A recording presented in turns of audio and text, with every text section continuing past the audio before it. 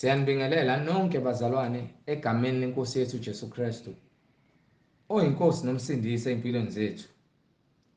Siyambonga uNkulunkulu ngaleli thuba lamanje sinalo.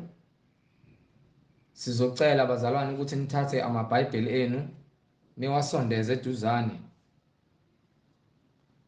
AbanamaBhayibheli efonini bavule ama-app amaBhayibheli abo. Siza ukuthi uNkulunkulu uthini empilweni zethu. Masithi siyakholwa ukuthi uJesu uyinkosi nomsindisi.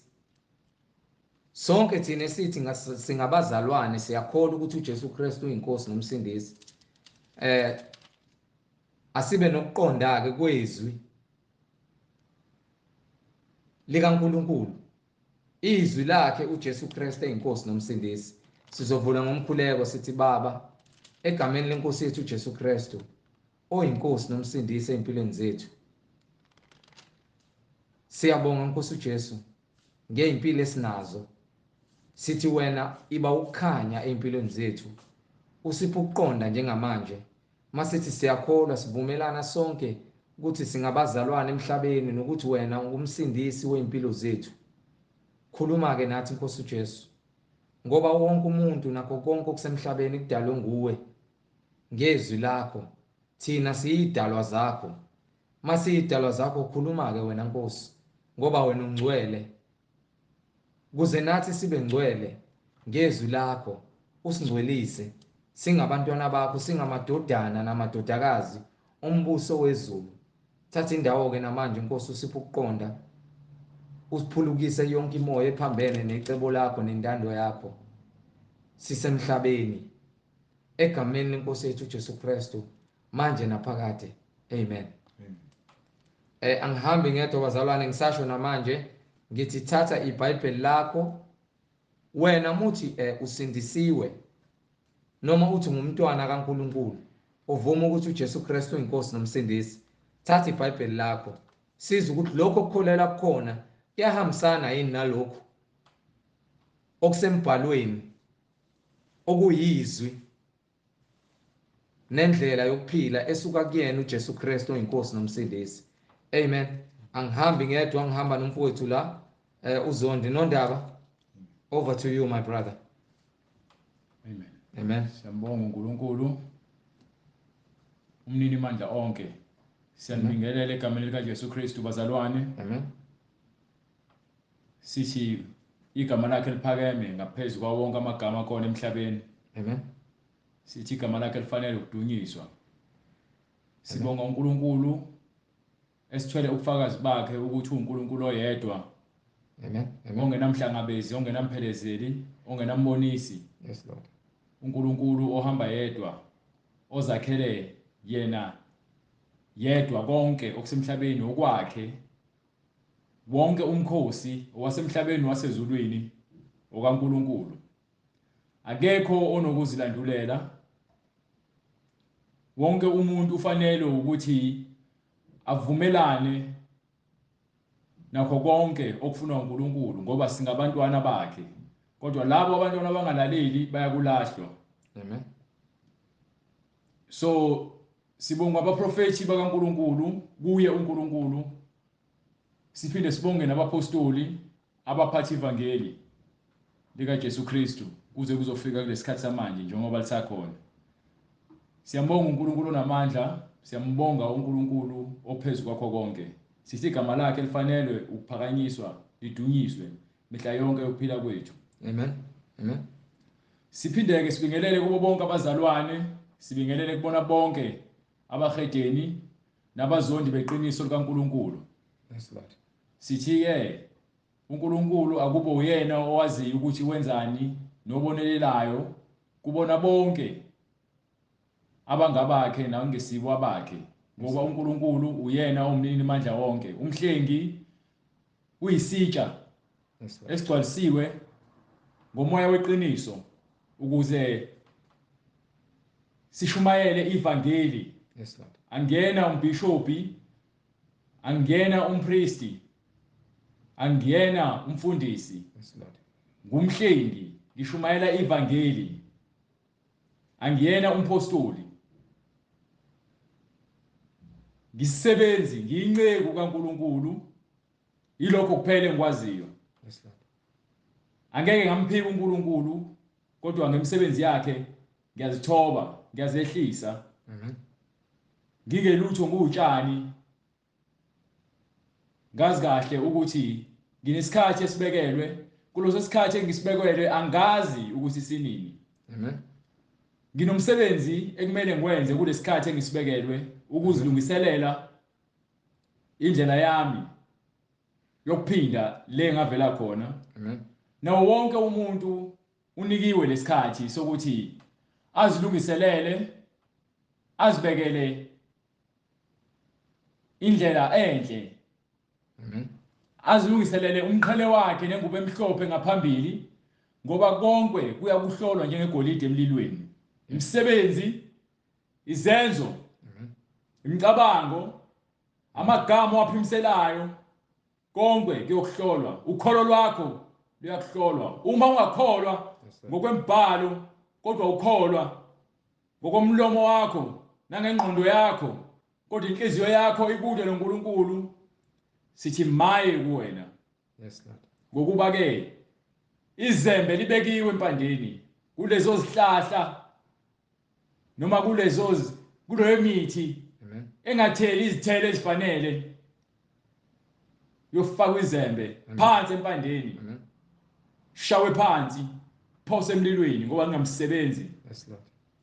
Lezo sifanekiso sisho ukuthi ke labo abangazange balamukele izwi kaNkulunkulu bayokufaka esihogweni, imphefumulo yabo iyoshoka ngonaphakade, bayohlushwa naye umprofeti wamanga. Amen. Nasi silo esihogweni, Yes, Lord. bashe ukwangonaphakade. Ngoba yini? Banqabile ukuvuma ukuthi uNkulunkulu uyinkosi nomsindisi besaphila. Bakhetha ukuzenzela intando yabo nezinkanuko zabo. Bamphika uKristu ngoba naku bezitshela ukuthi bahlakaniphile, balandela ubula bezingqondo zabo obubumnyama ungenakhanya. Labo ke ithi incwadi kaJude, awugijime kwincwadi kaJude before siqale lo hlelo leni. Ungiphe lapha kwincwadi kaJude.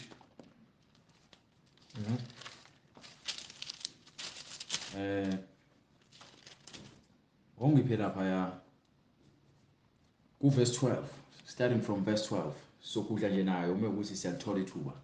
Ngenxa ukuthi uNkulunkulu ukhulumile Amen. ngomoya oyingcwele kuba prophecy nabapostoli bakhe. Amen. Yebo. Incwadi kaJuda, Yes sir. iverse les-12. Yes sir. Yilabo Ukuzwa. Yilabo abayizisihla, Yilabo abayizisihla, ilabo abangafuni ukukholwa, abagcwele ukungcola. Ngoba ithi incwadi ke uKristu ubuyela ibandla lakhe, ulifuna lingenasihla nambimbi. Amen. Ithi incwadi yilabo abayizisihla emadilini enu, othando bedla nani. labo bawungcola. Amen. Bawungcola kuphi? Emadilini enu othando bedla nani.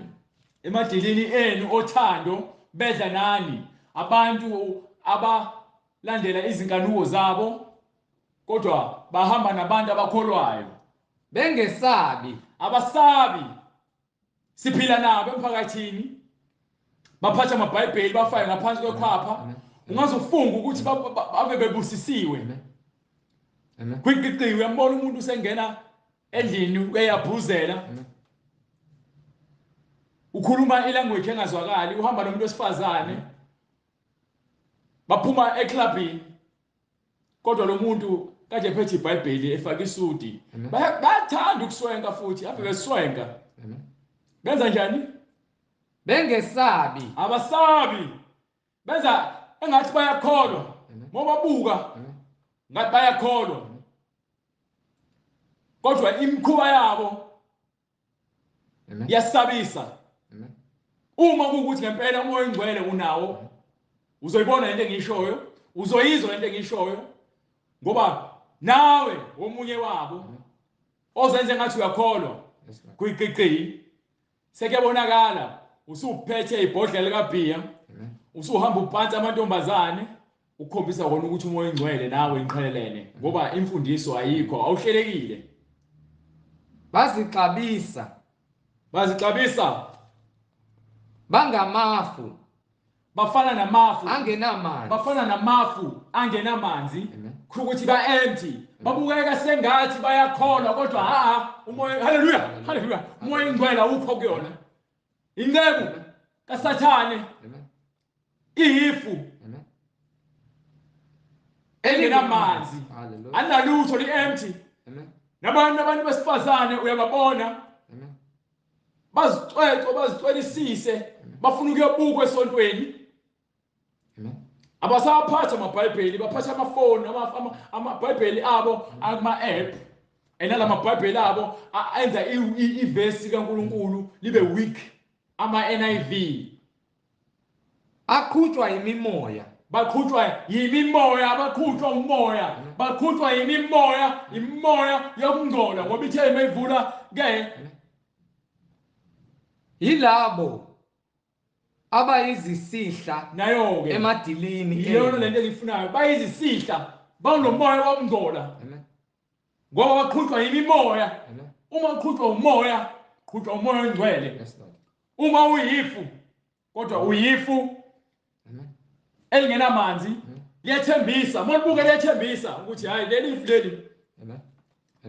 leli lizonetha liguqubele, kodwa lingake lilethe imvula, lidlule nemimoya phele kanjalo. Uhlale ethembeni, livezwa imisebenzi yalo yokungcola ngokuba ligcwele isihla, ligcwele imimoya engcolile. Yilabo abantu bayakholwa ngokwemlomo, kodwa ngokwemsebenzi bakude baqhelelene nokukholwa, ngoba ukukholwa, igama elithi ukukholwa usho ukuthi lento le oyifundisiwe uyayamkela, ufuna ukuyenza, uyakholelwa kuyona.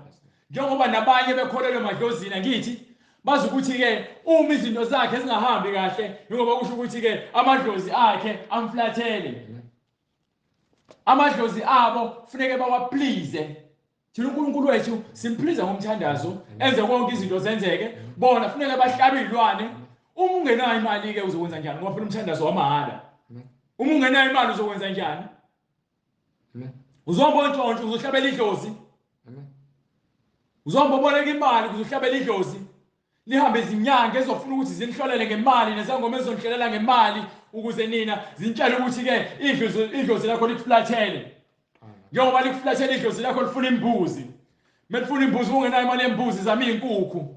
Bese uzama imali engu-500, ngizokugezela umsamo wakho. Isikhohlakali zonke zingcolile. Qiqiqi, uyambona nalo muntu lo oyisangoma noma inyanga useshaya isigubhu bayazungeza, banzikeza insika, bagqoka izembatho zezayoni, bayakholwa. Izangoma, inyanga nabathakathi, plus naye lo ongcolile benza njani? Bangamafu angenamanzi, bagcwele amafu angenamanzi, aqhutshwa yimimoya. Bonke baphethwe yimimoya, bonke baholwa imimoya, iyabaqhuba imimoya, ibaqhubela. Bayimithi yasebusika, Imake nemimoya ibaqhubela kuphi? Ebusika. Why baqhubela ebusika? Ngoba ebusika akukhiqizi. Bayimithi yasebusika engenazo izithelo, ishile, suka phansi ngoba ayiphuzi endaweni efanele. Ithi incwadi kaJeremiah ke, ubusisiwe othemba lakhe likuNkulunkulu. Hallelujah, glory to God. Yayizwa lo ncwadi kaJeremiah ithi ubusisiwe ithemba lakhe eluNkulunkulu, ngoba ufana nesihlahla esikeduze nomthombo wamanzi. impande zaso siphuza emanzini. Amen. Amen. Amen. Lothi beqhamuka ukushisa siyaqhubeka siqhakaze noma qhamuka ivunguvungu siyaqhubeka siqhakaze sikhiqize. Yes, Lord. Kodwa kuthiwa uqalekisiwe othemba lakhe olukumuntu Amen. ngoba ufana nesihlahla. Wenza ingalo yakhe. Amen. Ufana nesihlahla esikendaweni owugwadule. Yes, Lord. Yes, Lord. Esishile. Ithini le ncwadi ke? Bayimithi yasebusika engenazithelo. Abanazo izithelo abatheli.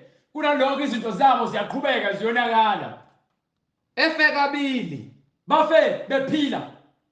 Bafe ngokwemphefumulo. Bafe ngokwengqondo. Inhliziyo zabo zigcwele ukubula. Imoya yabo ifile. Amen. Bafe kabili. Amen. Bafe bephila. Amen. Isishuliwe. Basiphulwe phansi. Amen. Ngoba yini isisekelo sabo asinamsebenzi. Amen. Do you understand? Amen. Hallelujah. Qhubeka awufike le ngifuna ufike khona ungajali. Amen.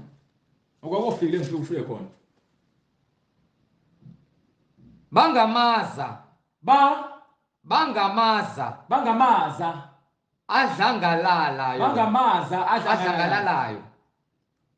Olwandle. Bangamaza adlangalalayo olwandle. Amen. Bangamadlambi noma bangamadla. Bangamaza adlangalalayo olwandle. Okusho ukuthi ke bamuva Amen. noma kanjani. Amen. Abana direction njengamanzi olwandle amagagasi ayayimuvela nje back and forth. Abanayo i-direction. Abanaso isisekelo. Amen.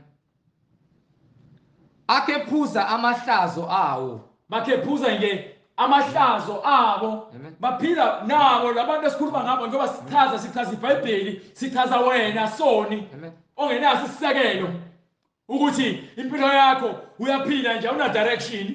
Amen. Uyahlenyuka nemoya awuna sisekelo awunaqonda awunabuhlakani. Amen. Ugcwele ubuqili bukaSathane. Kuyakhona ubuholele bomnyameni ngoba yini isisekelo sakho asikho edwaleni. Amen. Ekephuza amahlazo awo. Kephuza amahlazo awo. Izinkanyezi ezidukayo.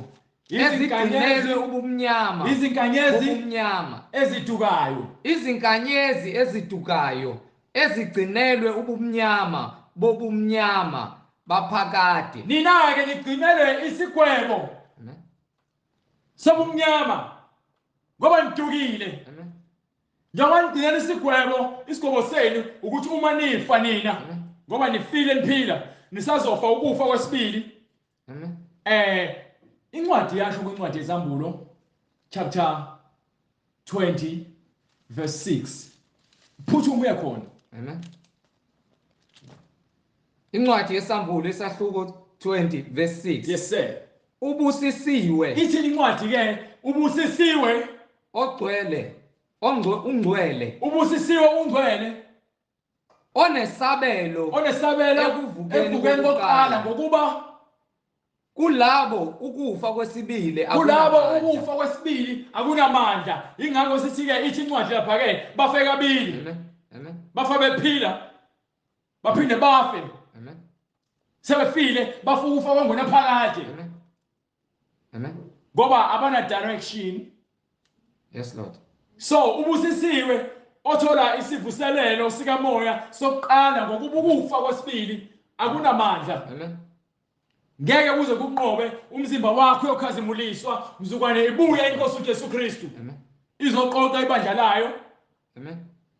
So bonke laba abahamba ngeindlela zabo nangoqonda kwabo nangeinhliziyo zabo belandela imizwa yabo nezinkanuko zabo. Amen. Amen. Belala bengashadanga. Amen. Bephuza utshwala bebhema. Behla benyuka emgaqweni bengenayo direction. Bayahleba baqamba amanga. Bayathakatha. Bayabulala. Bayazondana.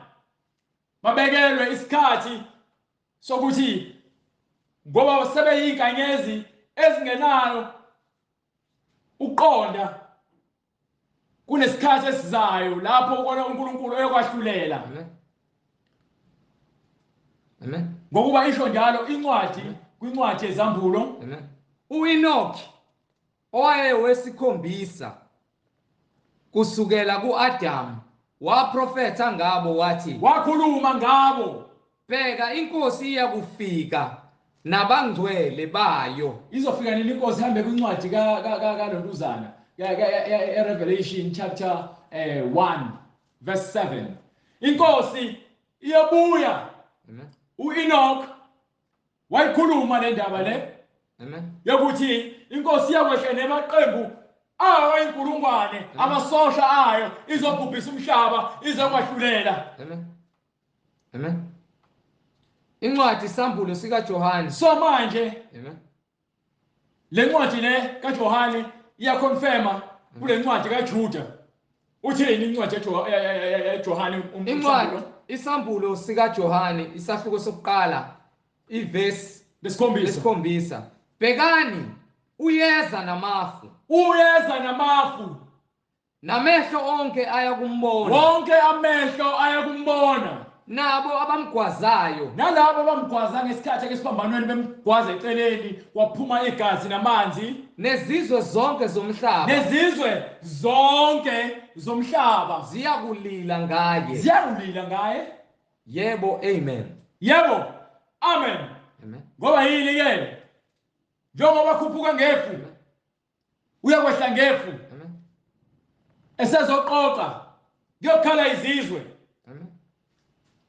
Wonke abantu abaqamba amanga egameni likaJesu Kristu bayokhala. Bonke abantu abashumayela intshumayelo ethandwa yibona engekho eBhayibhelini bayokhala.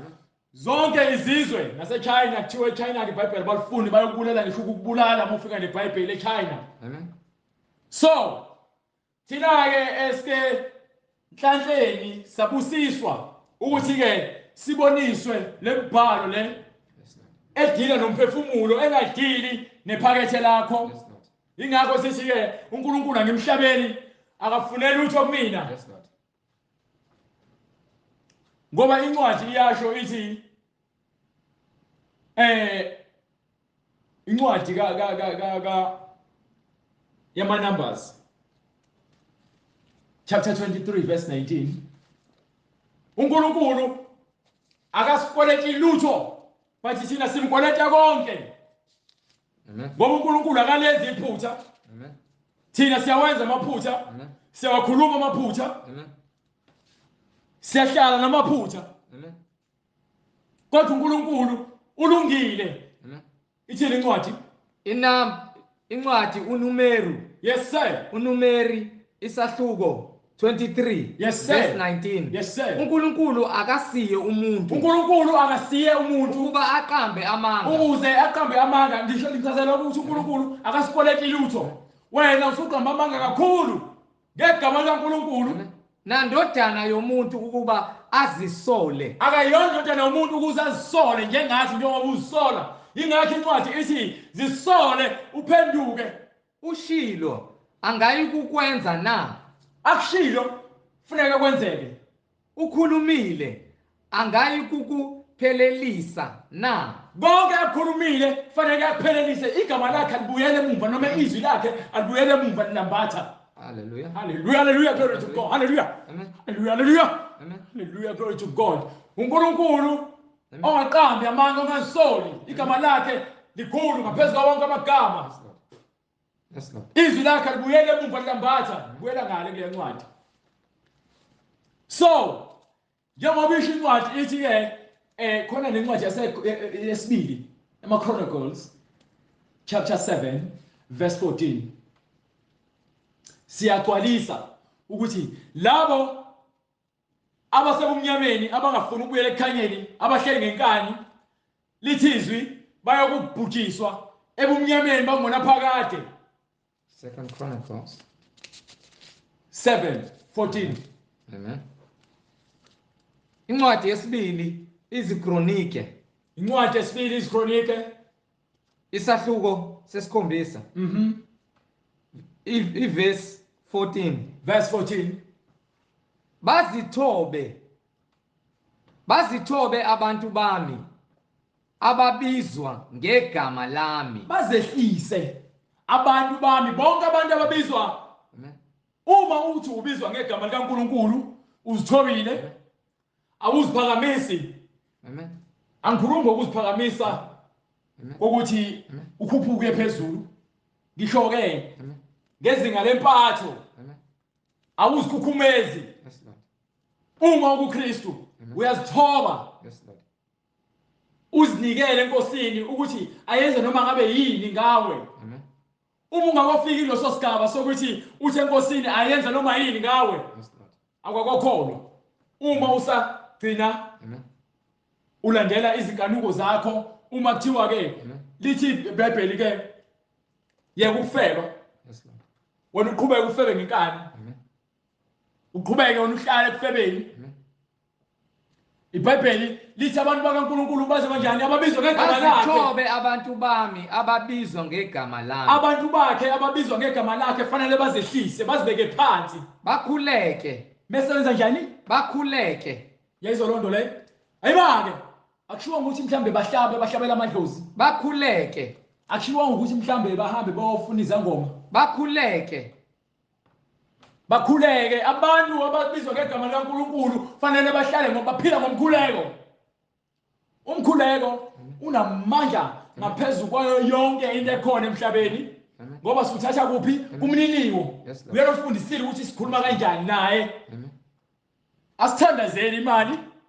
Yes, Lord. Asithandazeli imoto. Asithandazeli impahla zokugqoka. Sithandazela ukuthini asenze intando yakhe ngoba uthi singcweliswe. Amen.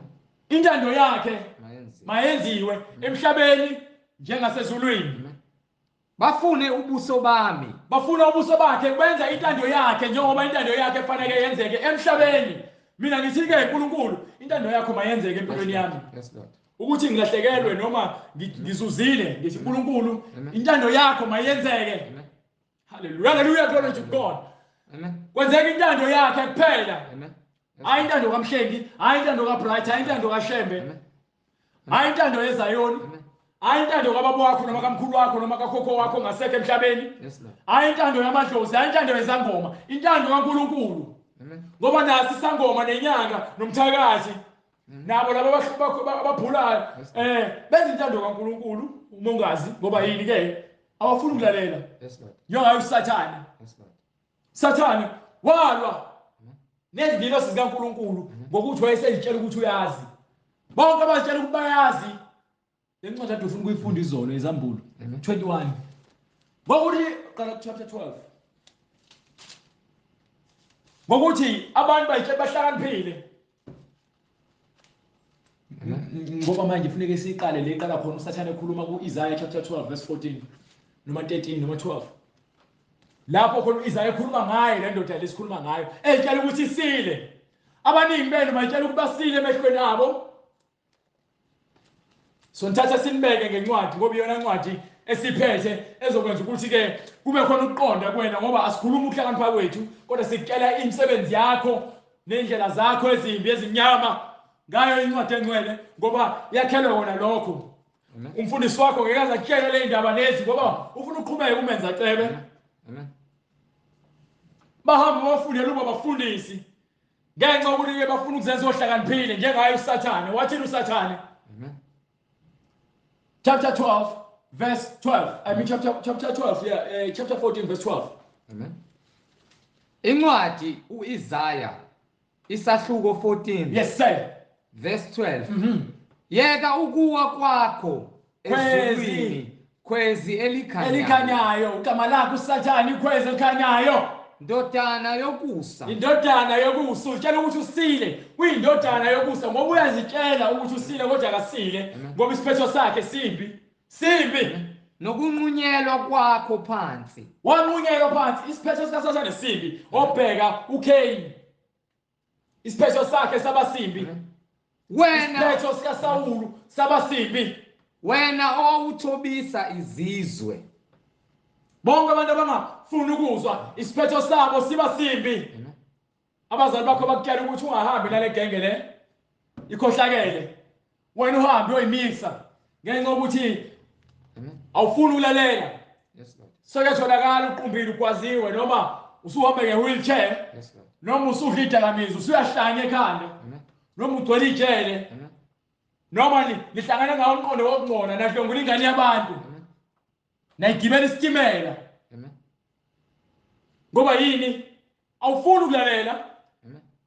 imvuzo yakho wenze isono songalaleli abazali bakho izwi lithi-ke umyalelo lo omkhulu hlonipha uyihlo nonyoko lokho kuyakubalelwa kuwe Amen. ey'nsukwini zakho zokuphila Amen. phuma eceleni Amen. njengayo usathane wathini usathane Hallelujah. Incwadi uIsaya isahluko 14 verse verse 13 12 verse 13. Yena wathi enhlizweni yakhe, wathini usathane ngiyakukhuphukela ezulwini, wathi-ke yena uyakukhuphukela ezulwini ngiphakamise isihlalo sami isihlalo sakhe sobukhosi. wathi enhlizweni yakhe uyakukhuphukela ezulwini aphakamisa isihlalo sakhe sobukhosi isihlalo sakhe sobukhosi sike sihogweni Phezu kwezinkanyezi zikaNkulunkulu, yezo loo ndaba leyo ziyinkanyezi zikaNkulunkulu ngihlale entabeni yomhlangano ngasekugcineni kwasenyakatho. Amen. yezo indaba Amen. ufuna ukuhlala ngaphezulu usathane Yes, Lord. yingakho enirula amakhanda enu Amen. yingakho abafundisi benu behola usathane Amen. ngoba ba-weak Amen. and usathane usebenzile benza intando yakhe Amen. ngokukhonza imali ngaphezu kweqiniso Yes, Lord. ngokukhonza ukukhohlakala ngaphezu kweqiniso Amen. Ukudaliwayo kunomdali. bakhonza izinto ezidaliweyo ngaphezu kwaNkulunkulu Amen. bathe belazi iqiniso laNkulunkulu bangalinaka Amen. Amen. baholwa iy'nkanuko zabo Amen. usathane uqalile la ekhuluma kanje Amen. so uthe besaqalile ekhuluma kanje usathane le nto ngesikhathi yenzeka yasisivezela ukuthi kwenzakalani ezulwini kwincwadi yesambulo Amen. chapter 12 Hallelujah. sizwe ukuthi kwenzakalani ezulwini ngesikhathi usathane esaqala ukuhlakanipha Amen. qala lapha kuverse 7 chapter 12 verse 7 Incwadi isambulo isahluko 12 verse 7. yebo Kwase kuba khona ukulwa ezulwini. impi yaqala ezulwini ayiqalanga emhlabeni impi yaqala emoyeni Yes, Lord. ezulwini Amen. impi yaqala ezulwini kwakwenze njani ezulwini uMikhayeli nezingelosi zakhe uMikhayeli izingilosi zakhe ezingakuyena ezingaphansi kwesandla sikaNkulunkulu uMikhayeli nesinye sesithunywa sezingilosi esithembekile kuNkulunkulu uMikhayeli nezingelosi zakhe balwa noDraco. basebelwa noDraco inyoka noDraco Inhleli. walwa nezingilosi zakhe. uDraco usathane inyoka inhlebi Amen. ummangaleli Amen. Kepha kabaze banqoba. usathane azange azanqobe Amen. usathane ubusa lemhlabeni ngoba waphoswa emhlabeni kodwa ke indaba ithi Nendawo yabo lalela hlehla kancane noDraco balwa nezingilosi zakhe. uDraco walwa wazama ukuthi alethe impi kodwa ke azange azaphumelele nezingilosi zakhe ngenxa yokuthi akekho onganqoba amandla kaSathane amina amandla kaNkulunkulu Hallelujah. Hallelujah. akekho onganqoba amandla kaNkulunkulu Yes, Lord. angikhathali ukuthi ngabe unemali engakanani Amen. angikhathali ukuthi ngabe unesibhamu noma unezibhamu noma uyisigora kangakanani noma kuthiwa ujiwe kangakanani Amen. akekho noma kuthiwa unenkani kangakanani akekho ngaphezu kwamandla kaNkulunkulu ngoba ngisho uSathane uqobo lwakhe kufanele aguqe phambi kwaNkulunkulu mase alilahlelwe phakathi emlilweni echibini lomlilo langona phakathi so wazama ukulwa Kepha kabaze banqoba. wahluleka ukunqoba Nendawo yabo kayibe isafunyanwa ezulwini. So ngithi bonke abantu abangafuni ukulalela Amen. Nendawo yabo kayabe isafunyanwa ezulwini. ezulwini. Amen. Sikhuluma ngezulu. Amen. Une sikhathi unikiwe ithuba lemhlabeni lokuthi uphenduke. Hallelujah, glory to God. Amen. Uhambe ubuyele Amen. Amen. emiyalelweni nasemfundisweni kaNkulunkulu ukuze ukwazi ukuthi kutholakala indawo yakho ezulwini. Amen. Amen. So usathana indawo yakhe angeke isatholakala ezulwini, ayisekho. Yes, Lord. Yes, Lord. Ayisekho. Yes, Lord. Indawo kaSathane ezulwini ayisekho. Nezingilosi zakhe lezi eziboshiwe. Amen. Amen. Hallelujah. Baphenduke ezindleleni zabo ezimbi. Mabaphenduke ezindleleni zabo ezimbi. Ngiyakuzwa ezulwini. Ngiyakuzwa kuphi? Ezulwini. Hallelujah, hallelujah. Hallelujah. Hallelujah, hallelujah, hallelujah. Hallelujah, glory to God. Hallelujah. Hallelujah. Ngiyakuzwa ezulwini. Ngithethelele isono sabo. Ngiyakutholela ezulwini. Amen. Usufile. Ngiyakuzwa ezulwini. Olalele ohlele ezulwini njengamanje, ulalele, uyabuka abaphendukayo, Ngiyakuzwa ezulwini. abathandazayo benxusa becela, bevuma ukuba yizoni, uyabezwa ekuphi? Ezulwini. Hallelujah, glory, hallelujah. Hallelujah. Ngithethelele isono sabo. Yobe esethethelela isono sabo besaphila. Hallelujah. Besaphila. Ngiphilise izwe labo. Do you understand? Aphilise izwe. Aphilise izwe. Eyiphi le ncwadi oyifundayo? Incwadi yesibili izikronike. Incwadi yesibili yezikronike. Isahluko sesikhombisa. Sahluko sesikhombisa. Verse 14. Verse 14. Amen. Do you understand? Amen. Uyothethelelwa Amen. uma uphenduka manje endleleni zakho. Yes, Lord. Yes, Lord. Ayikho indlela, Amen. awukho shortcut. Amen. Isindlela eyokubekezela, eyothando, Amen. eyomusa, Amen. ihambisana nenhlupheko. Yes, Lord. Kodwa inhlupheko uthini uNkulunkulu incwadi kaPetru yokuqala. Amen. Sahluko ses5 verse 7. Inhlupheko zikhona yebo. Kodwa uNkulunkulu ukhulumile. Ngazi inhlupheko abazalwane ababhekene nazo ukuthi bangazithwaleli umthwalo. Yes, Lord. Yes, Lord. Incwadi kaPetru. Ngoba washo noJesu Kristu wathi zidele. Uthini Incwadi uNkulunkulu? yokuqala kaPetru. Yes sir. Sahluko 5. Yes, sir. Verse 7. Yes sir. Niphonse izinkathazo Thathani zenu inkathazo zenu nezinhlupheko zenu zonke phezu kwakhe nibeke phezu kwakhe ngokuba ngokuba uyanikhathalela. uyasikhathalela. Uyasikhathalela, ungumkhathaleli. Qondani, Qondani, qondani, qondani, nilinde, nilinde. nilinde. Usho ukuthi wena okholwayo Amen. ukumele ukuhlangabezana nezinkathazo Amen. nezinhlupheko. Amen. Kodwa ke thatha zonke inhlupheko zakho nezinkathazo zakho Amen. uzibeke kuye. Amen. Bese uyaqonda Amen. ngobuhlakani Amen. nangezindlela zakho. Amen. Ulinde ngoba yini? Isitha senu uSathane Isitha senu uSathane siyahamba siyahamba njengebhubesi njengebhubesi elibhodlayo, uyabhodla lemhlabeni uSathane uyabafuna sifuna esingamgwinya. esizomgwinya. Melanani Melanani naye. naye, Niqinile melanani naye, niqinile ekukholweni, ekukholweni, ekukholweni. ekukholweni. Nazi Lalela, awumelani noSathane ngokuthi ume uqine ekuhlabeleni amadlozi. No, niqinile ekukholweni. qinani ekukholweni. Nazi ukuthi zona lezo zinhlupheko Lezo zinhlupheko zehlela abazalwane zehlela bethu labo abazalwane bethu abasemhlabeni. labo abaphila ngokwenyama, Yes, Lord.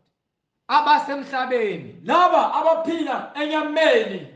abasemhlabeni. Do you understand? Amen. Amen. Bonke labantu abathanda imali, abathanda ukugqoka impahla ezibizayo, abathanda angisho ukuthi kuroma ugqoka impahla ezibizayo, but ke ungenza noma ngabe yini ukuze uthole lezo impahla ezibizayo, uhola usathane. Ungenza noma ngabe yini ukuze uthole imali, uhola usathane. Amen. Do you understand? So, njengoba ithi incwadi ke ayitholakalanga indawo kaSathane ezulwini nezingilosi zakhe, iyakutshela incwadi kwincwadi kaIsambulo chapter 21. Amen. Ningamniki uSathane indawo. Ningamniki uSathane indawo. Ningamniki. Incwadi kwabase-Efesu isahluko 4 verse 27. Ningamniki uSathane indawo. Incwadi yeSambulo. Sambulo ngifuna le khona engitshela khona ukuthi ngaphandle. Hallelujah. Chapter 21. Incwadi yeSambulo isahluko 21. Hallelujah. Verse 15.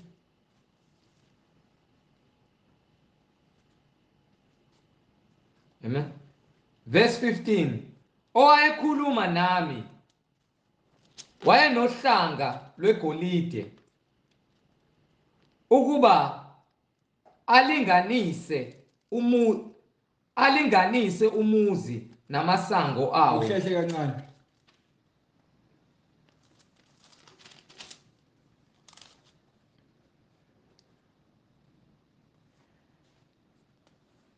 Uhambe ufunda lapha ku verse 7. Amen.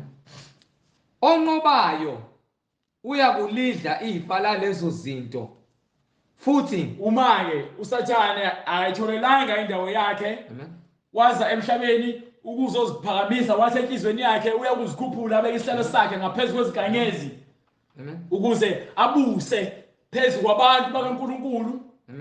Manje njengoba engatholanga indawo yakhe, ubhizi uyawungcolisa umhlaba ngomoya wakhe ongcolile nangemoya yakhe engcolile. So njengoba benza njalo uSathane, ithi incwadi ke kwincwadi yokuqala kaPetru isahluko sesihlanu verse 7 ithi ke asibeke inkathazo kuyena ngoba usikhathalele, sibheke uSathane ngoba nangu semhlabeni uyabhodla njengebhubesi ufuna azobagwinya, kodwa sihlale siqonde. Isithini incwadi lana ke? Hallelujah. Onqobayo lana ke njengoba ithi sihlale siqonde incwadi, simelene noSathane.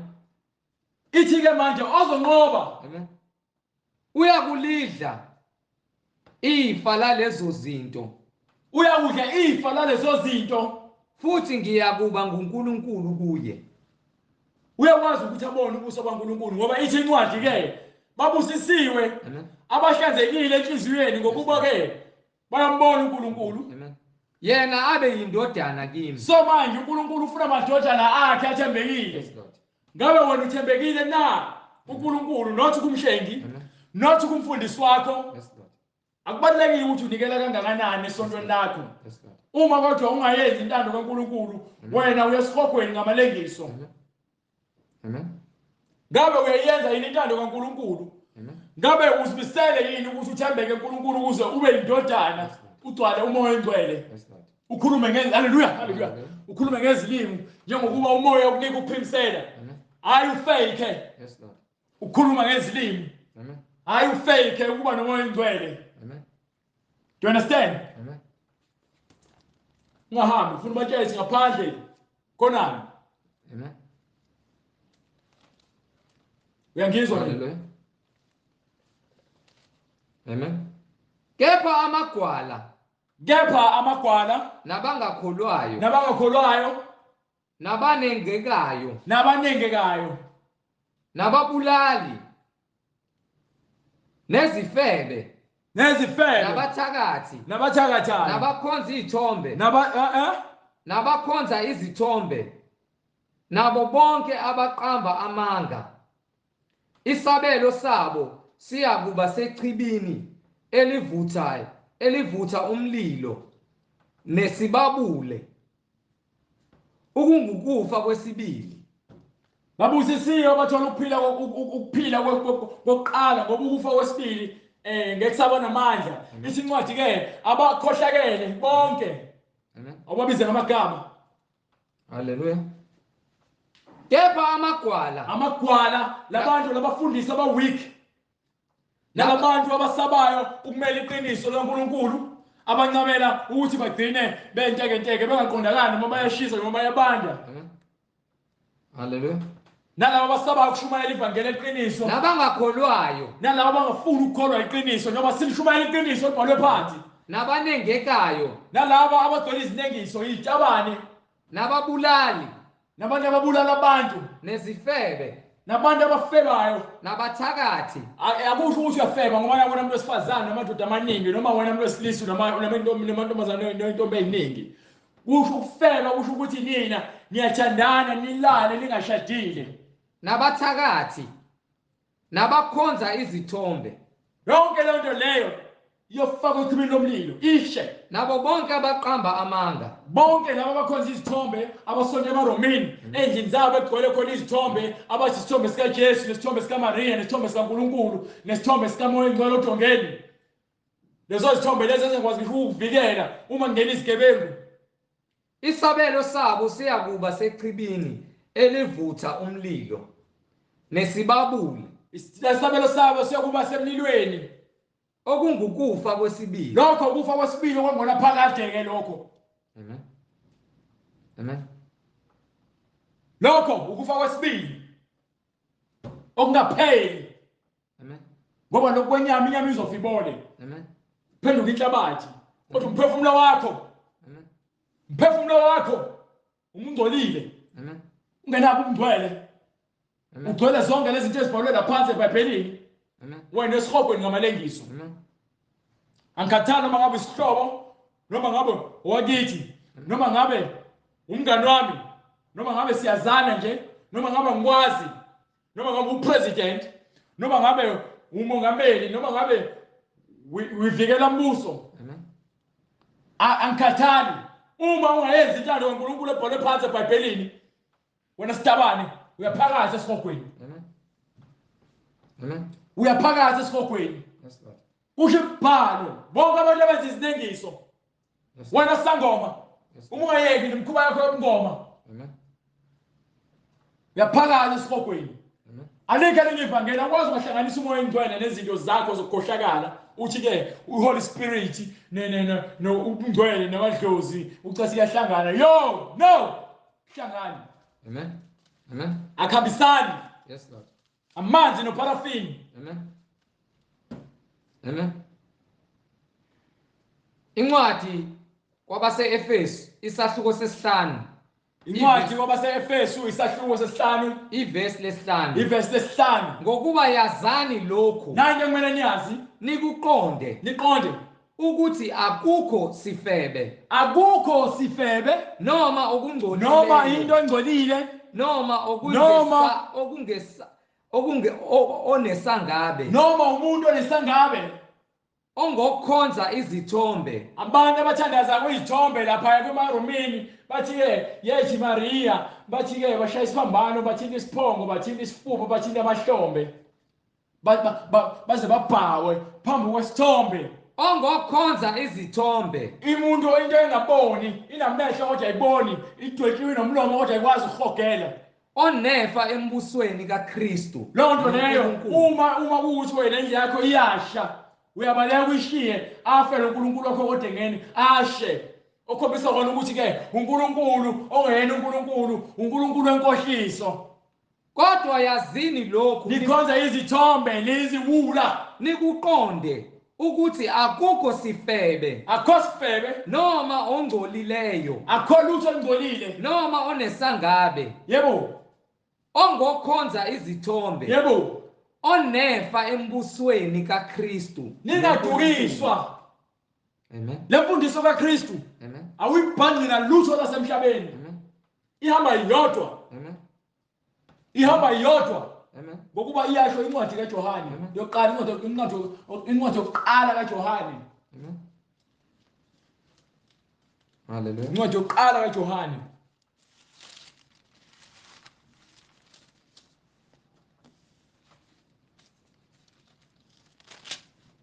Sahluko sesibili.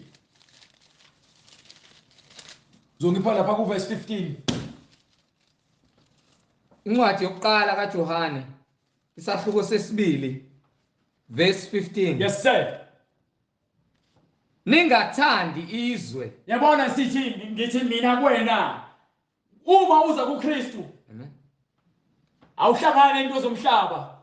Indaba zamaphathi, indaba zokundebeleka, uhambe wahlawe inyuku utshemuka. Amen. Uphakamisa amabhodlela ama-champagne. Yes, Lord. Lokhu uthatha ama-selfie into engapheli, lokhu ufuna ukubukwa. Amen. Uloku uhamba ngobra nama-hot pant ebhishi. Usungcwele. Amen. Awusazenzi into nasemhlabeni ngoba ithini incwadi? Ningathandi izwe nezinto ezisezweni. Nithanda abantu bangamaKristu, abantu bangama-Christians bathanda ukubukwa. Amantombazana akhona agqoka iqebhezana nama-tattoo emathangeni. Abafana bakhona nabo bagqoka izinto ezincane. Awusa-understand ukuthi kwenzakalani. Umfana noma kusamfanyana noma ke umfanakazi. Ngoba phela ke kufanele caca indoda uyibona ngendlela eziphatha ngayo. So uma wena uthi kuKristu uzochitha isikhathi sakho esiningi ufuna uKristu. NgokweBhayibheli nangokwemfundiso yakhe uzoyeka ukudlala ama-video games. Yes, Lord. Uzoyeka manje lokubhizi uchaza namantombazane ngaso sonke isikhathi. Uma umuntu ethanda izwe, uthando lukayise alukho kuye. Ngithini kuwena mina? Angisho ukuthi ke umuntu bekuKristu awumixi nalutho. Amen. UNkulunkulu onomona. Amen. Unomhawu. Amen. Ufuna konke kubo kwakhe. Amen. Do you understand? Amen. Ngokuba konke okusezweni, Ngokuba konke lokho kulemhlabeni inkanuko yenyama, inkanuko angithi bathanda ukubhizi bawuphuza utshwala emaclubini ema-restaurant. Amen. Nenkanuko yamehlo. Thanda ukuyobuka ama-movie sichitha isikhathi esiningi ka-Netflix. Amen. Amen. Ayikuphutha igeneration alukuphutha uzalo. Amen. Uzazi zonke inhlelo za-TV. Amen. Kodwa wazi ngisho incwadi eyodwa eBhayibhelini. Amen. Kodwa uJesu uhlakaniphile. Awukwazi ukuphila kwakho wisibula Nokugabisa ngalokhu kuphila. busy nithenga imoto ezamasondo emihlanu nifuna ukuthenga yonke into oyicabangayo ufuna ukubukwa. Amen. Akuveli kuyise. Aqhamuke lokho uNkulunkulu. Uma unakho umazi uNkulunkulu ubusisile still uzoloku umbanga uNkulunkulu lokho kwena kusho lutho. Ngisho nganemoto enjani uma uNkulunkulu ebusisile but uthando lakho uma ngakudlukanga kuyena lahlala kuyena. Amen. Wena usembusweni wezulu. Kodwa uma wamflathela yena wakhoza kakhulu imoto. Amen. Nami ngiyabaflathela. Nawe uthatha ubuso bakhe abhekisele. Amen. Kodwa kuvela ezweni. Izinto zasezweni ezithandwa kakhulu abantu basezweni nenwele zamantombazane ezimbalabala baloke behambe beziphebeza nezinkophe zokufakelwa. Amen. Abashiye ukufakelwa upende ebusweni. Izwe liyadlula kanye nenkanuko yalo. Inzipho ezipendiwe. Khona omunye futhi engimaziyo othi ushade nomfundisi. Izwe liyadlula kanye Kodwa manje nenkanuko yalo. ushade nomfundisi wakhe uyashumayela esontweni kodwa ke unebhizinisi lokwenza abantu inzipho uyayipenda inzipho. Izwe liyadlula kanye nenkanuko yalo. Zonke lezi zinto enzenzayo zokuluka inwele inwele ezokufakelwa lifaka ubucwebe lizihlobise. Amen. Kuyize leze lokho. Yes, Lord. Ngoba lezi zinto lezi enizenzayo nizenza izithixo zenu nikhonza zona kakhulu ngaphezulu kwaNkulunkulu. Ingakho uNkulunkulu engazifuni lezi zinto ngoba nangaphambilini abantu ababekholwa baphume ekholweni kwabo ngoba naku sebekhonza lezi zinto ezifakwayo emzimbeni. Amen. Bekhonza ubucwebe. Kepha owenza intando kaNkulunkulu Bekhonza imali. Buka uJudas Iscariot wenzani kuJesu Kristu ngenxa yemali. Amen. Kepha owenza intando kaNkulunkulu uhlala kuze kube phakade. Umuntu owenza intando kaNkulunkulu unokuphila kwaphakade lokho kubhalwe phansi ngiyakholwa yiloko mina. Amen. Ingakho ngishumayela kanje ngoba ngishumayelela ukuphila kwaphakade. Yes. Angifune ukuphazanyiswa umuntu. Yes. Maqhamuka usathane ngemphebeza. Yes, Lord. Ngicela inkosi ngizinikele ngomthandazo kuyena. Amen. Amen. Ngoba uyaphela ngumsindisi wami. Amen. Alikho elinye igama esinikiwe emhlabeni noma ngaphansi kwezulu esingasindiswa ngalo ngaphandle kwegama likaJesu Kristu. Amen. Uma wena usindiswe kaShembe Amen. ukhoza uShembe Yes, Lord. usenkingeni. Amen. Uma wena ukhonza iTrinity usenkingeni. Amen. Uma ungabhaphathiswanga egameni likaJesu Kristu, Amen. ungayilandeli imfundiso ebhalwe phansi eBhayibhelini, Yes, Lord. usenkingeni. Hallelujah. Yazi ngoba yini? Hambe kwincwadi ka Matthew 7. incwadi ka Matthew chapter 18. Nalesikhathi kufika umfana omncane ekhuluma noKristu. Amen. Qala from verse 1. Yiphi 17 noma 18? 18. Ngihlala ke nayo. Amen. Incwadi kaMathewu sahluko se-18 verse 1. Amen. Ngaleso sikhathi abafundi basondela kuJesu bathi, "Ngubani omkhulu embusweni?" Hayi, ngifuna u17 mengeke u16 u18. Amen. Young rich ruler baba. Ukuphulukiswa komfana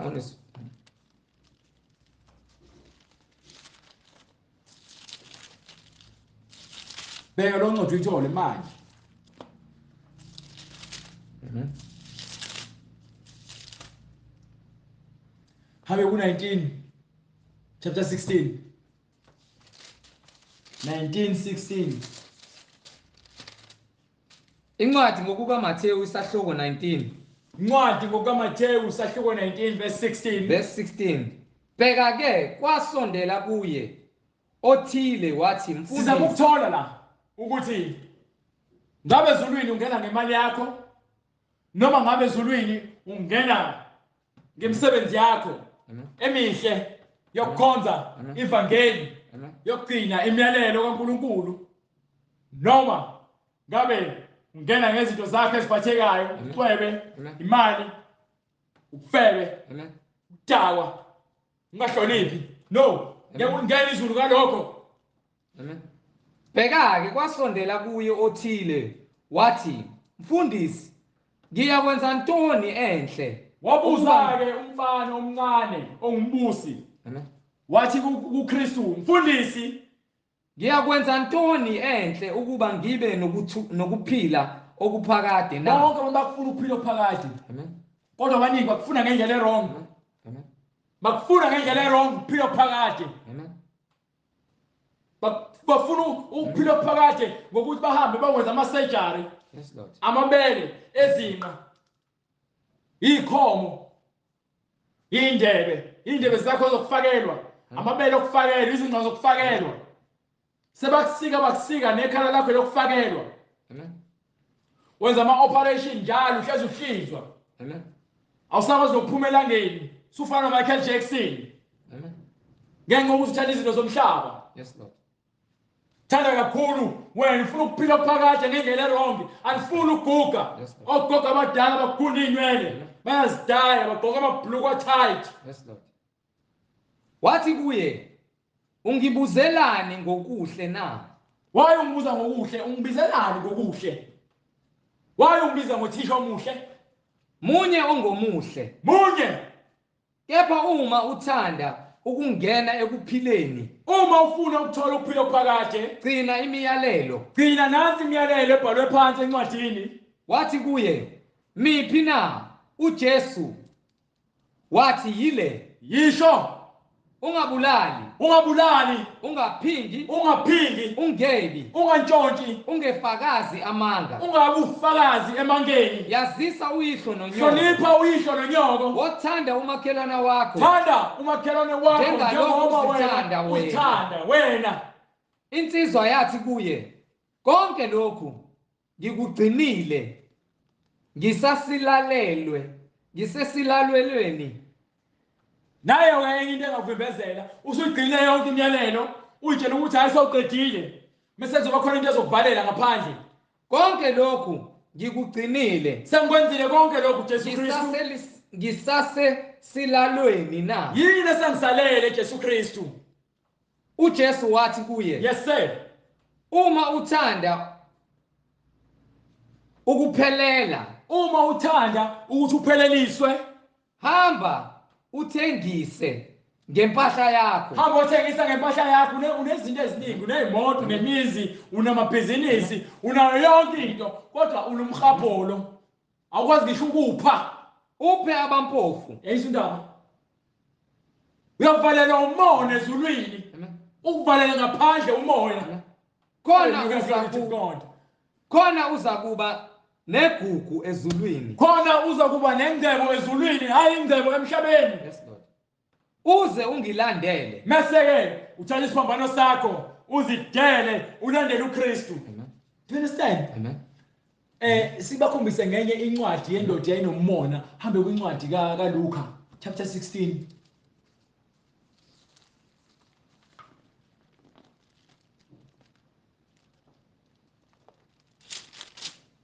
Hallelujah.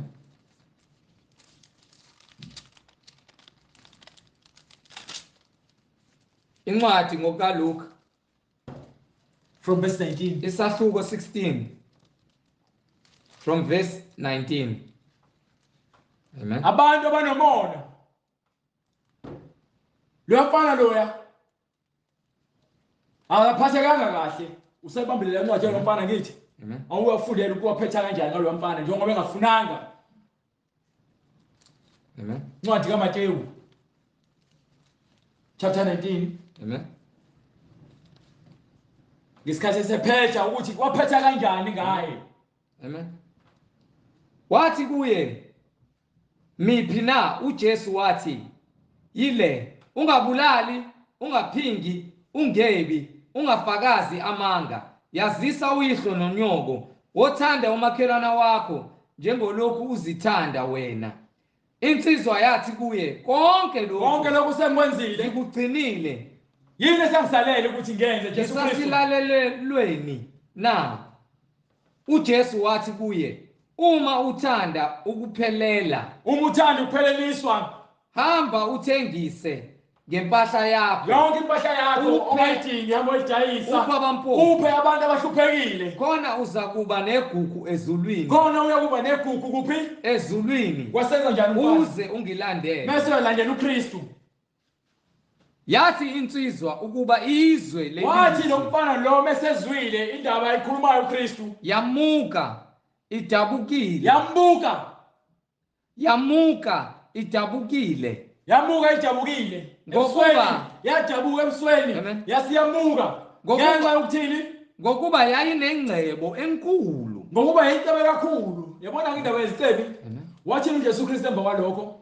Kepha uJesu wathi kubafundi, yebo-ke, bakhe, yebo, ngiqinisile ngithi kini, yebo, onothileyo, ocebile, onengcebo emhlabeni, othembele ezintweni eziphathekayo emhlabeni, uyakungena kalukhuni. Kuyaba nzima kuyena ukuthi angene ezulwini, embusweni wezulu. Yezwa indaba. Amen. Awuhambe kwincwadi kaLuka chapter 16 verse 19. Amen. Incwadi ngokaLuka. Yes sir. Isahluko 16. Yes sir. Verse 19. Kwakukhona umuntu onothile. Enye indoda futhi esicebi lena. Kwakukhona umuntu onothileyo. Lalela iBhayibheli lithi ke intando kaNkulunkulu mayenzeke emhlabeni njengasezulwini. Amen. So uma uNkulunkulu enomusa, enothando, enokubekezela, wena bese uthi uyakholwa kodwa awunawo umusa, awunalo uthando, awunakho ukubekezela. Amen. Amen. Oyegqoka wena awuhambisani noNkulunkulu, awumfunzanga uNkulunkulu. Amen. Ngoba ezulwini kwenzeka intando yakhe. Abantu abangamfunzanga ngalezenzo anazo yena ngeke baze bakwazi ukuza kuyena. Amen. Oyegqoka ezibubende nezelineni, umuntu ogqoka impahla ezibizayo elihle, isigwili, egqoka impahla ezinswempu, ezijabulisa imihla ngemihla, ehlezi ezithokozisa zonke izinsuku, etamasa. Yayizwa loo nto bayabusa. Amen. Angithi bayehla bangena kuma 5-star hotels. Akukho lebengayikhona bahamba ama-yacht party, imkhumbi, imicimbi yasemkhunjini. Bayehla bayenyuka ngey'mali zabo, bayangcebeleka isikhathi sikaNkulunkulu abanaso. Kwakukhona futhi ompofu othile. Basebenza kanzima, basebenzela ukuthi-ke bazijabulise nabantu besifazane kuphela. Kwakukhona futhi ompofu othile. Kwakukhona indoda ehluphekayo ethize. NguLazaro. Igama layo Igama lakhe. uLazaro. Owayelahliwe Wayelahliwe ngasesangweni lakhe. ehlala ngasesangweni Egcwele izilonda. egcwele izilonda, Enxanela ukusuthiswa. efuna nje ukudla, ehlala esangweni egcwele izilonda, efuna nje ukuthi bamuphe ukudla. Ngemvuthuluka ewa etafuleni lesicebi. Kuthi isicelo ufuneke sidle, sithi bese sidlile, bese sithathe amathambo nako konke okusalile, sambe siyonika lo lapha ngasesangweni. Amen. Umkhuba abantu abayigwili. Amen. Enxanela ukusuthiswa ngemvuthuluka ewa etafuleni lesicebi. Yebo, kweza nezinja zamkhotha izilonda. Kweza nezinja zamkhotha izilonda. Kwase kuthi wafa ompofu. Kwase kufika isikhathi sokuthi afe uLazaro. Amen. Wathwalwa izingilosi. Wathathwa yini? Izingilosi. Ohluphekile wathathwa izingilosi. Wasiwa esifubeni sika Abraham. Wathathwa wayiswa esifubeni sika Abrahama. Nesicebi safa. Kwase kufa naye isigwili. Sembelwa. Senza kanjani? Sembelwa. Sambelwa isigwili safakwa phansi emgodini. Sesise Haydesi. Sekuphi? Sesise Haydesi. Konke lokuceba kwakho, nokuzitshela kwakho, nokuziphakamisa kwakho ngengcebo yasemhlabeni. Uma unomona, uma ungenalo imfundiso kaNkulunkulu, ngisho ungayidinga yonke imiyalelo, uma ungakwazi ukubonelela nokupha, Sembelwa. indawo yakho iseHaydesi. Sesise Haydesi. Haydesi. Saphakamisa amehlo aso. ESiHaydesi kuyafiwa. Akumnandi eHaydesi. Sathi mase sifikelwa ubunzima baseHaydesi sesesivusa amehlo. Saphakamisa amehlo ase. Yes sir. Aso. Sisebuhlungwini. Angithi yayizwa lento le? EHaydesi akumnandi. Amen. EHaydesi bonke abantu abafile abaseHaydesi ababengazazi indlela zikaNkulunkulu. Sisebuhlungwini. Bahlele enhlungwini. Hallelujah, glory to God. Amen. Bahlele enhlungwini. Saphakamisa amehlo aso. Sisebuhlungwini. Sihlele enhlungwini. Sambona Sase uAbraham simbona uAbrahama. ekude Simbonela kude. noLazaro esifubeni sakhe. Do you understand? Amen. Sakhala manje. Samemeza sathi, Baba Abraham, ngihawukele. Usefunani manje? Ngihawukele. Ufuna inlethelelo kodwa nje phila. Amen. Azange azakwazi ukuthethelela. Amen. Amen. Nawe ozondayo. Amen. Othona ngeke uzumxolele. Amen. Umnyanya kabi. Amen. Kukulindile lokho nawe. Amen. EHaydesi. Uma ufa manje. Amen. Udiniwe. Amen. Unenzondo, unegubu. Amen. Hallelujah, glory to God. Amen. Anginandaba ukuthi ufake izibhatho, ujikele izinsika noma uvuke imimoya kangakanani. Amen. Uma unenhliziyo elikhulu, ungakwazi ukuthethelela abanye abantu. Amen. Awusho umthandazo ukuthi ke, Amen. Nkosi ithethela amacala ethu. Amen. Nathi sikwazi ukuthethelela abasonayo. Ungasingenisi ekulingweni kodwa usindise kokubi. uNkulunkulu ungumsindisi. Amen. Amen. Manje usafuna ukusindiswa ngale kwethuna. Baba Abraham, Siyantshela nje ukuthi akukho ukusindiswa ngale kwethuna. ngihawukele. Nobe nikhala kanje nani ningafuni ukuzithoba. Amen. Nobe nikhala kanje bethini? Baba Abraham, ngihawukele. Uthume uLazaro achoboze isihloko somunwe wakhe emanzini. Usefuna nje iconsi lamanzi. Adla kamnandi ngale etafuleni angithi. Ubedla shiya insalelo zisale zinikwa uLazarus. Ekhothwa amanqeba akhe izilonda zakhe zikhothwa izinja. Engenandaba yena egqoka kahle egqoka impahla ebizayo. Amen. Mesefile. Lo ofehlupheka. Amen. Othola indawo efanele ngalezulwini. Yes, God.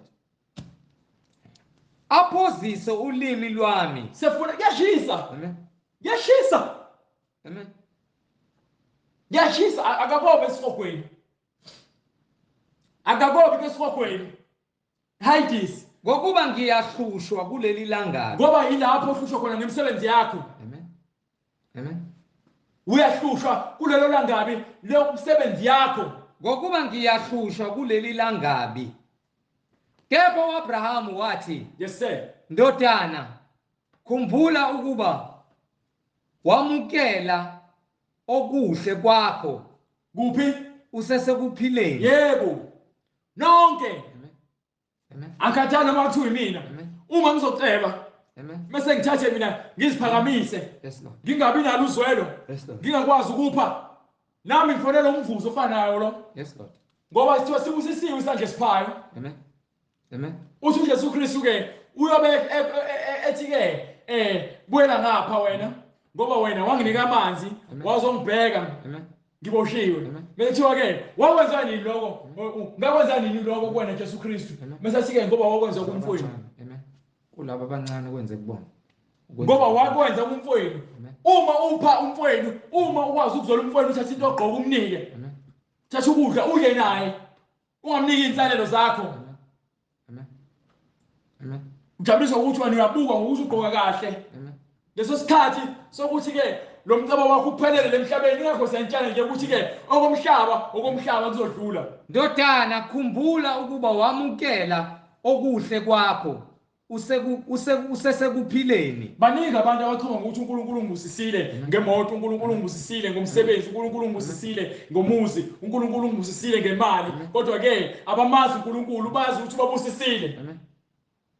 NoLazaro kanjalo okubi kodwa manje uyaduduzwa yena lapha.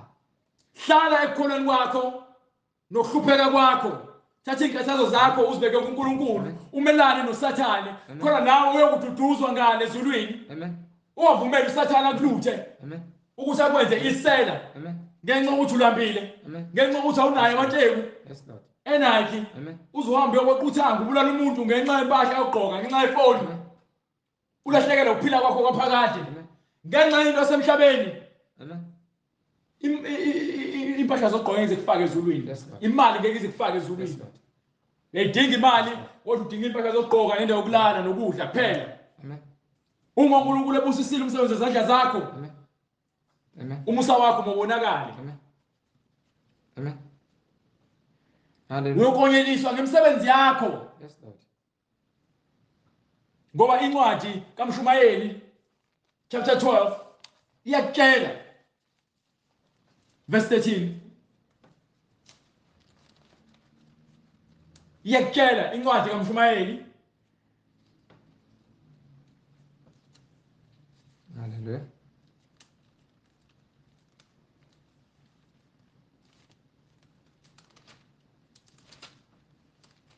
sifuna ukuzwa yona incwadi ithini. Incwadi uMshumayeli Chapter 12 isahluko 12 verse 13. Nakho kuphela kwendaba. kuyothi mase kuphele konke, Lapho sekuzwakele konke, sekukhulunyiwe, wakuzwa, wangalithatha ilizwi lenkosi sikhuluma, mesabe uNkulunkulu, wena wavuma izwi lenkosi, hlala kuNkulunkulu umsabe, ugcine imiyalo ugcine yakhe, yonke imiyalelo yakhe. ngokuba lokho kungokwabantu Kungowabantu bonke. bonke. Hallelujah. Ngokuba lokho kungokwabantu bonke. Amen. Ngokuba uNkulunkulu uyakuyisa konke, uNkulunkulu uyakuyisa konke ekwahluleleni, uyakuyisa konke imisebenzi ekwahlulelweni kanye nakho konke okufihliweyo, konke okusobala, konke okufihliweyo, noma kuhle noma kubi. konke kufanele kwahlulelwe. Amen. Amen. Yonke into kufanele yahlulelwe. Amen. Ekugcineni kwakho konke, Mesabe uNkulunkulu. Act 2:38. Mesabe uNkulunkulu. Hallelujah. Gcina imiyalelo yakhe. Lazi izwi lakhe. Amen. Ungazitsheli ukuthi ulungile wena phela emehlweni akho. Azi imbhalo. Amen. Gcina imbhalo. Mfundisi. Hallelujah, glory to God. Abafundisi bamanga. Wena mama ushumayelayo, suka lapho ku-pulpit. Amen. Nina ingane ezincane enthuka inhlamba. Amen. Qamba amanga. Senhlane niyafeba, ngichifelana amehlo. Yekani lonto leyo. Amen. Futhi kufanele ninyekwe kwayona indaba zama mowazi ungenali ibhizinisi oluranayo noma oluphethe kwa Instagram noma kuye social media. Phuma lapho.